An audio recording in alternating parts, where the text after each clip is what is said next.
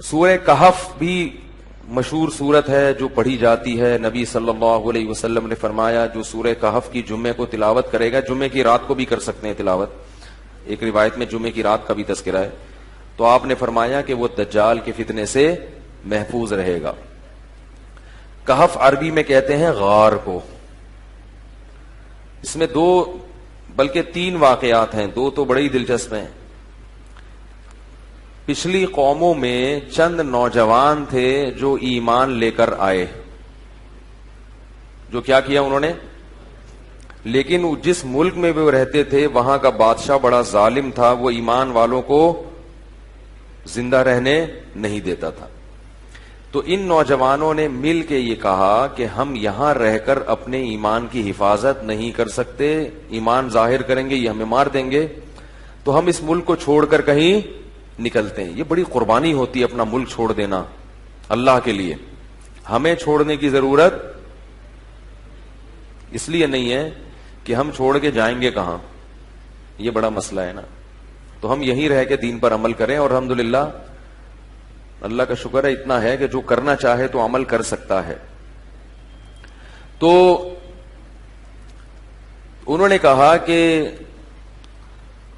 اب ہم کیا کرتے ہیں, یہاں سے نکلتے ہیں. اب اللہ نے دیکھو ان کے ساتھ کیسی رحمت کا معاملہ کیا.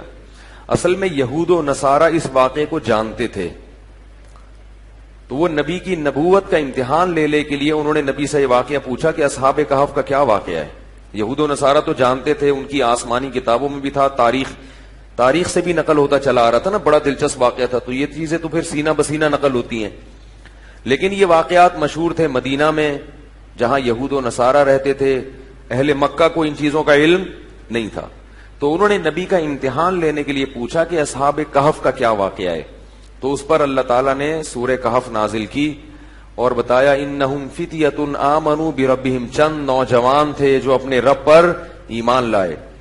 اکثر توبہ کی توفیق جوانی میں ملتی ہے, چاہے گناہوں سے توبہ کرنی ہو یا کفر سے توبہ کرنی ہو. میں نے بوڑھوں کو بہت کم دیکھا اسلام قبول کرتے ہوئے, بلکہ دیکھا ہی نہیں. جتنے میں نے غیر مسلمان ہوتے ہوئے اپنی زندگی میں دیکھے ہیں وہ سب کیا ہوتے ہیں, جوان, حالانکہ اس وقت مزے اڑانے کی عمر ہوتی ہے. تو پتہ یہ چلتا ہے کہ جوانی میں توبہ آسان ہے, بڑھاپے میں توبہ مشکل. کیوں؟ جوانی میں جیسے گناہوں کا جوش ہوتا ہے تو گناہ سے بچنے کا جذبہ بھی جوانی میں ہی پیدا ہوتا ہے, کیونکہ جوش کا ہونا ضروری ہے گناہ کے لیے بھی اور توبہ کے لیے بھی.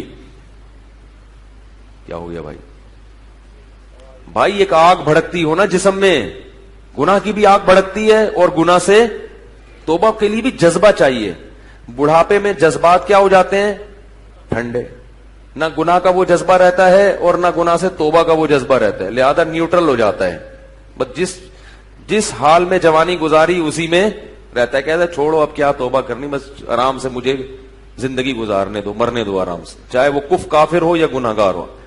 اس لیے یہ نہیں کہ بڑھاپے میں توبہ قبول نہیں ہے, قبول تو بڑھاپے میں بھی ہے, مگر بڑھاپے میں توبہ کی توفیق ملتی نہیں ہے. تو اس لیے جوانی میں ہی توبہ کر لو, اور اسی سال کر لو, اور اسی رمضان میں کر لو, اور اسی اعتکاف میں کر لو, اور ابھی کر لو.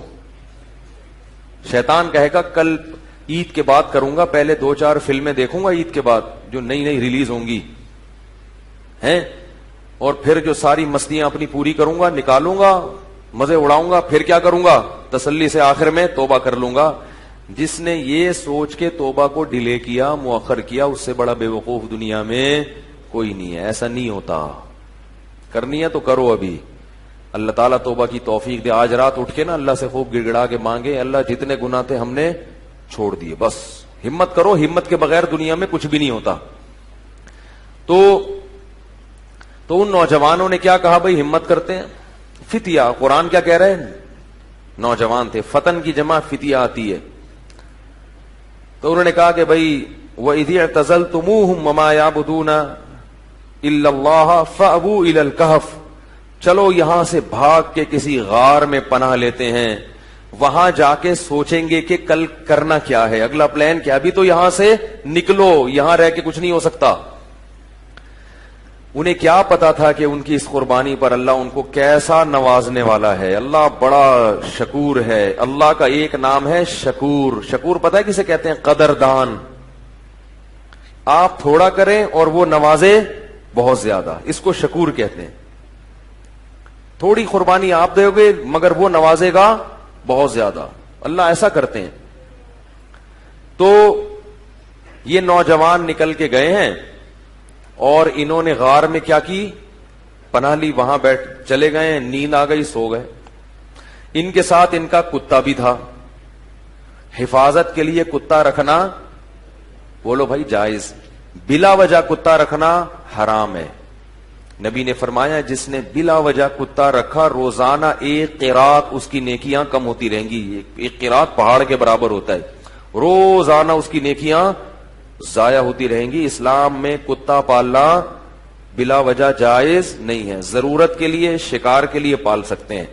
شکاری کتے ہوتے ہیں نا کہ شکار وکار کرنا ہے, یا گھر میں طوطے پالے ہوئے ہیں تو ان کی شکار کے لیے کتا رکھا ہوا ہے. تو یہ ہوتا ہے طوطوں کی حفاظت کے لیے کتے رکھنے پڑتے ہیں بعض دفعہ. تو لیکن کتے کو بتا دیں کہ صرف طوطوں کی حفاظت کے لیے. لوگ کتا پالتے ہیں ڈاکوں سے حفاظت کے لیے, اس کو بتاتے نہیں ہیں, وہ ہر ایک کو کاٹنا شروع کر دیتا ہے. تو وہ اپنا کتا بھی ساتھ لے گئے حفاظت کے لیے کہ بھئی کہیں پہرے وہرے کے کام آئے گا. تو غار میں ان کو نیند آئی اور کتا کہاں بیٹھا ہوا ہے؟ غار کے کنارے پہ. وہ حفاظت کے لیے بیٹھا ہوا تھا کہ بھئی کوئی آئے گا تو بھونک کے ان کو بتائے گا بھئی بندہ آیا ہوا ہے کوئی. تو اب جو ہے قرآن کہتا ہے کہ ہم نے ان پہ نیند کو مسلط کر دیا, سو گئے. وَلَبِثُوا فِي كَهْفِهِمْ 300 سِنِينَ وَازْدَادُوا 9 309 سال سوئے ہیں. کتنے؟ 309 سال. وَنُقَلِّبُهُمْ ذَاتَ الْيَمِينِ وَذَاتَ الشِّمَالِ. اگر انسان ایک ہی پہلو پہ لیٹا رہے نا تو زمین کھا جاتی ہے اس کو. تو اللہ فرماتے ہم ان کو کروٹیں بھی دلاتے رہے.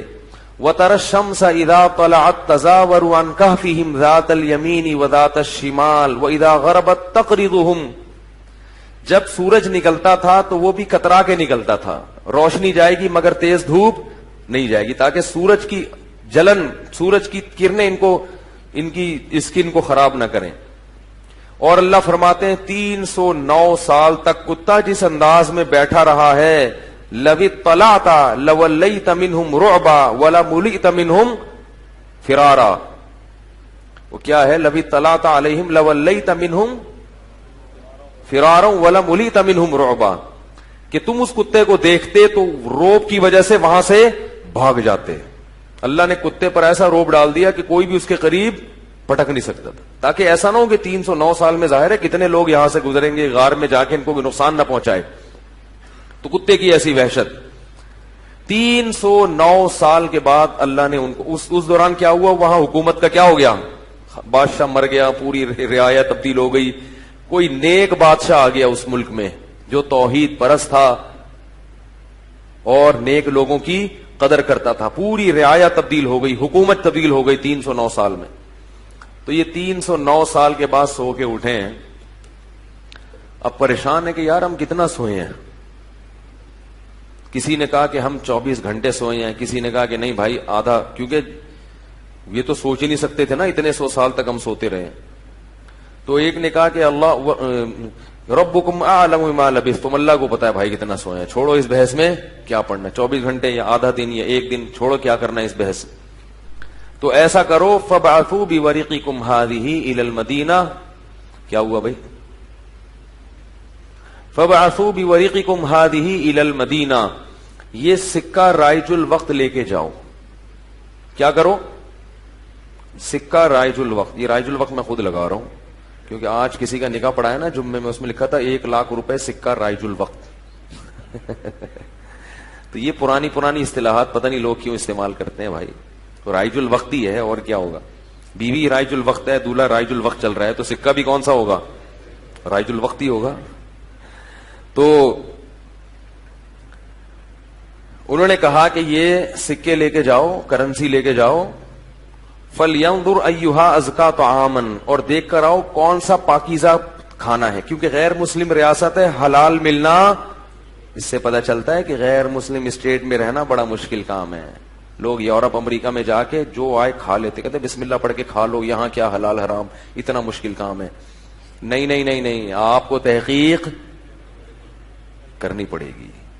غیر مسلم ملک میں گوشت کھانا آپ کے لیے حلال نہیں ہے جب تک کہ یقین نہ ہو کہ یہ حلال طریقے سے ذبح کیا گیا ہے. اور محض حلال کا ٹھپا کافی بولو یار نہیں ہے. کہتے اس پہ حلال کا ٹھپا لگا، حلال کا ٹھپا لگانے میں کتنے ٹائم لگتا ہے. لوگوں نے مہرے بنا کے رکھی ہوئی، حلال لکھا ہوا ہے، ہر چیز پہ سور پہ بھی ٹھپا لگا رہے ہیں حلال. جو چیز آ رہی ہے اس پہ کیا لگا دیتے ہیں؟ حلال کا ٹھپا. جو بھی ان ملکوں میں رہتے ہیں ان کی ذمہ داری ہے کہ چکن کھا رہے ہیں، بکرا کھا رہے ہیں، جا کے پہلے تحقیق کریں کہ اس کمپنی میں حلال ہے بھی یا نہیں ہے. مشینی ذبیحہ ہماری تحقیق میں حلال نہیں ہے. قرآن میں صاف ہے کہ جس جانور پر اللہ کا نام نہ لیا جائے اسے کھانا جائز نہیں ہے. اور نام لینے کا مطلب انسان نے نام نہ لیا ہو، مشین کا نام لینا کافی، مراد یہ کہ انسان اس پہ نام لے. تو انسان کا اللہ بسم اللہ اللہ اکبر پڑھنا ضروری ہے. تو یہ بھی پاکستان کی ایک فضیلت ہے کہ یہاں الحمدللہ حلال گوشت وافر مقدار میں ملتا ہے، یقینی حلال ہوتا ہے، اپنے سامنے سے ذبح ہوتا ہے، بالکل صاف نظر آ رہا ہوتا ہے. یہ بڑی نعمت کی بات ہے. بعض ملکوں میں شروع ہو گیا ہے لیکن جہاں بھی گیا ہوں مزہ نہیں آیا، مشکوک ہے، اطمینان نہیں ہوتا. تو فَلْيَنظُرْ أَيُّهَا أَزْكَىٰ طَعَامًا، دیکھ کر پاکیزہ مال لے کر آؤ، کیوں غیر مسلم ہے پتہ نہیں مردار بھی کھاتے ہوں گے، تو حلال تلاش کرو. وَلْيَتَلَطَّفْ، اور ذرا احتیاط سے جانا. لا یشعرن بکم احدا، کسی کو پتا نہ چلے تمہارے بارے میں، چپکے سے جانا، رومال ومال ڈال کے اور پتلی گلی سے راشن خرید کے، کھانا خرید کے لے آنا. انہم ان یظہروا علیکم یرجموکم، کیونکہ ان کو اگر ہمارا پتہ چل گیا ہمیں پتھروں سے مار کے ہلاک کر دیں گے، اتنے دشمن تھے اسلام کے. او یعیدوکم فی ملتہم، یا زبردستی تمہیں اسی دین میں لے آئیں گے. ولن تفلحوا اذا ابدا، پھر تو تم کبھی بھی کامیاب نہیں ہوگے، تم نقصان ہو جائے گا. ہم تو نہ اس دین میں دوبارہ جا سکتے ہیں اور نہ ہم قتل ہونا چاہتے ہیں کہ پتھروں سے ہمیں کوئی ہلاک کرے. لہذا چپکے سے جاؤ اور پتلی گلی سے واپس آ جاؤ. وہ جب چپکے سے گیا تو وہ دیکھ کے حیران ہو گیا، یہ کیا ہے بھائی، یہ تو وہ علاقہ ہی نہیں ہے بھائی. تو علاقہ ہی چینج ہو گیا ہے. علاقہ کیا ہو گیا ہے؟ چینج ہو گیا ہے. سندھ والے جو ہے نا علاقے کو کہتے ہیں علاقہ، کہتے ہیں علاقے کی بات ہوتی ہے بھائی. تو یہ تو پورا علاقہ چینج ہو گیا.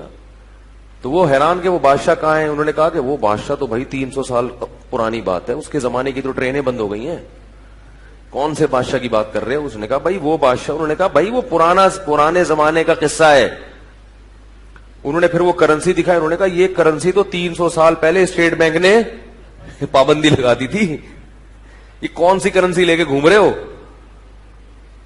بہرحال چونکہ تاریخی کتابوں میں نقل ہوتا چلا آ رہا تھا کہ چند لوگ تھے جو ایمان قبول کر کے ملک چھوڑ کر چلے گئے تھے، تو پھر انہوں نے اس کو بھی بلایا اپنے باقی ساتھیوں کو. پھر تحقیق ہوئی تو لوگوں کو یقین آ گیا کہ یہ اللہ نے کیا کیا ان کے ساتھ، ایک کرامت کا معاملہ کیا ہے کہ چونکہ یہ ایمان لائے تھے تو اللہ نے ان کو اس بادشاہ کے شر سے بچانے کے لیے 300 سال بعد والے جہان میں منتقل کر دیا ہے.